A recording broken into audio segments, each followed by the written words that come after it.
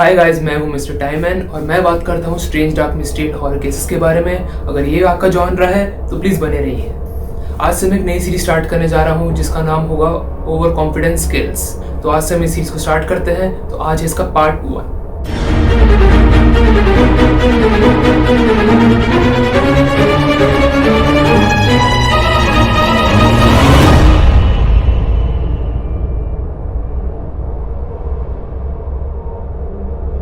दिसंबर 17, 1903 को Wright brothers दुनिया का पहला मोटर ऑपरेटेड एयरप्लेन फ्लाई करते हैं सक्सेसफुली। और बाय 1910 दुनिया के लोग एयरप्लेन को एक मोड ऑफ ट्रेवल मानने लग गए थे। और इसीलिए 1910 तक आते आते लोगों में ये रुचि बढ़ने लग गई थी कि हम कैसे इस मोड ऑफ ट्रेवल को कैसे और सेफर बनाएं। पर एक सबसे बड़ा सेफ्टी कंसर्न उस टाइम पे ये था कि उस टाइम पे पैराशूट इतने लाइट नहीं होते थे और इतने छोटे नहीं होते थे कि उनको इस प्लेन में ले जाया जा सके।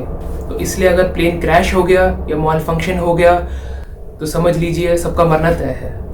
तो 1911 एक बहुत ही पॉपुलर फ्रेंच एविएशन क्लब ने ये डिक्लेयर किया कि हम ऐसे किसी बंदे को बहुत बड़ा ह्यूज अमाउंट ऑफ मनी देंगे जो कोई भी पैराशूट डिज़ाइन कर सके। इसी खबर को सुनते हुए फ्रांस रेकर्ड, जो कि पेरिस में एक टेलर था बट उसका फैसिनेशन बेसिकली एविएशन से जुड़ा हुआ था, तो वो इस चैलेंज को लेने के लिए तैयार हो जाता है। आजकल के सेंस से बात करें तो पैराशूट हमें पता है बैग में होता है, पर फ्रांस ने जो उस टाइम पे बनाया वो एक्चुअली में एक पूरी तरीके से सूट था। यानी कि वो पैराशूट बैग में नहीं था, वो एक तरीके से पूरी फुल बॉडी सूट था। तो इस सूट में आप देख सकते हैं कि वो पूरा का पूरा सूट हाथ से लगता हुआ, दोनों हाथों से लगता हुआ पैरों तक जाता है। एंड बेसिकली ये सूट पूरा का पूरा बॉडी से कनेक्ट हो रखा है। तो फ्रांस ने पूरा का पूरा अपनी टेलरिंग स्किल से पूरा का पूरा इस डिज़ाइन को स्यू करा। एंड स्यू करने के बाद उसने ये पूरा का पूरा प्रोटोटाइप, जो कि पूरा सूट था, उसने ये पूरा का पूरा सूट एक डमी को पहनाया, डमी पे लगाया। एंड इसने उस डमी को अपनी अपार्टमेंट की बिल्डिंग से नीचे फेंका। और वो खुद भी सरप्राइज हो गया था क्योंकि वो डमी बिल्कुल अच्छे से लैंड करी एंड लाइटली लैंड करी। इसको देख के फ्रांस बहुत ही ओवर कॉन्फिडेंट हो गया। उसने सोचा कि अब अगर ये डमी अच्छे से लैंड कर रही है लाइटली, तो क्यों ना मैं भी खुद करूं। तो फ्रांस ने वो सूट खुद पहना और उसने उस अपार्टमेंट बिल्डिंग से जंप लगा दी। पर फ्रांस का वेट काफ़ी ज़्यादा था उस डमी से, तो वो लाइटली लैंड नहीं करता और वो बहुत ज़ोर से स्मैश करता है ग्राउंड पे और उसकी हड्डी टूट जाती है पैर की। पर फ्रांस काफ़ी एडमेंट था। उसने मन में जो ठान लिया था वो ठान लिया था। उसने सूट में काफ़ी और चेंजेस करे। उसने सूट में से कई मटेरियल हटाया, कुछ लगाया, कहीं जगह से लाइट करा मटेरियल को, कहीं जगह से हार्ड करा, कहीं से अच्छी तरह स्यू करा।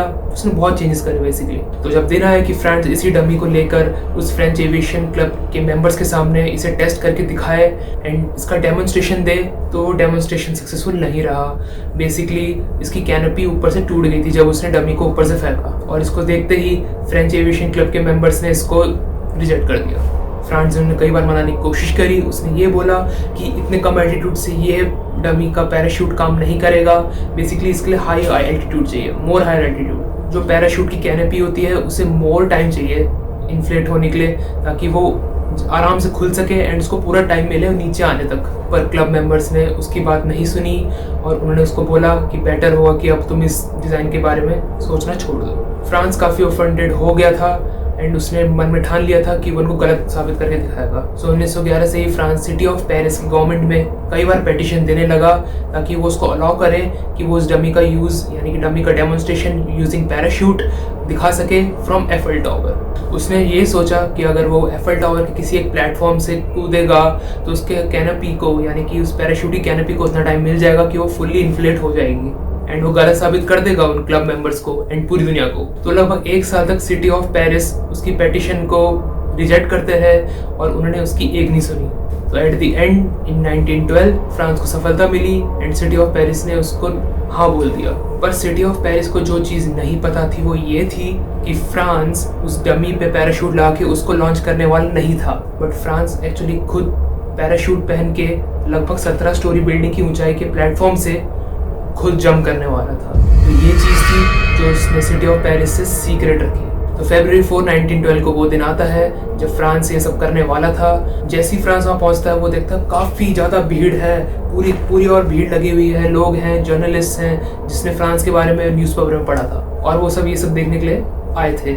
लोग भी बड़े ही क्यूरियस थे कि क्या ऐसा हो सकता है कि पैराशूट लगा के कोई डमी या फिर इंसान बच सकता है। तो फ्रांस अपना पैराशूट निकालता है और वो पैराशूट पहनने लगता है, और ये सब देखते ही क्राउड और जर्नलिस्ट काफ़ी हैरान हो जाते हैं। वो बोलते हैं कि ये डमी नहीं कर रहा यूज़, ये एक्चुअली खुद कूद रहा है। यहाँ तक कि फ्रांस ने अपने फैमिली और फ्रेंड्स तक को ये चीज़ के बारे में नहीं बताया था, और इसलिए उसके फ्रेंड्स और फैमिली उससे हाथ जोड़ के विनती करते हैं कि भाई तुम मत कूदो, प्लीज़ डमी का यूज़ कर लो, डमी को लॉन्च करो ऊपर से, प्लीज़ खुद मत कूदो, शायद क्योंकि ये वर्क ना करे।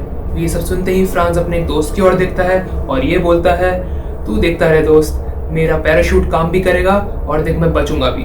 तो फ्रांस सूट पहन लेता है, अपनी फैमिली और फ्रेंड्स को बाय बोलता है और प्लेटफॉर्म की ओर बढ़ता है। जब फ्रांस एफिल टावर के एक प्लेटफॉर्म पे आ जाता है तो उसे एक जर्नलिस्ट फिल्म करना शुरू कर देता है। जर्नलिस्ट ये रिकॉर्ड करता है कि फ्रांस कूदने से पहले थोड़ा हेजिटेट करता है एंड रेलिंग पे अपना पैर रख देता है, और वो हेजिटेट कर रहा है कूदने की। फ्रांस कभी आगे हो रहा है, कभी पीछे हो रहा है, कभी आगे हो रहा है, कभी पीछे हो रहा है, वो हेजिटेट कर रहा है, वो डर भी रहा है कहीं ना कहीं, और वो मन ही मन ये सोच रहा है कि क्या वो कर पाएगा, क्या उसे करना चाहिए। एट द एंड वो इतना करेज अपने अंदर ले आता है एंड फ्रांस जंप्स, और जैसे ही फ्रांस वहाँ से कूदता है उसकी कैनोपी फेल कर जाती है, उसका पैराशूट फेल कर जाता है और वो सीधे स्मैश करता है ग्राउंड पे बहुत तेज़ी से, और उसकी मौत हो जाती है इंस्टेंटली। दूसरा कैमरामैन बिल्कुल नीचे खड़ा था और उसने फ्रांस के वो जंप करते हुए की वीडियो पूरी की पूरी बनाई। अब मैं आपको वो पूरी की पूरी वीडियो नहीं दिखा सकता हूँ क्योंकि वो बहुत ही ज़्यादा ग्राफिक है, आप चाहे तो खुद देख सकते हैं यूट्यूब पे।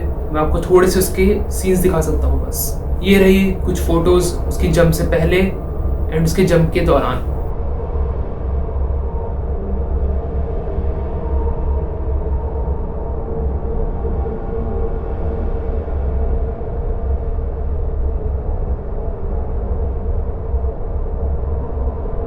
और ये रही वो वीडियो उसकी जंप के पहले और उसके जंप के समय।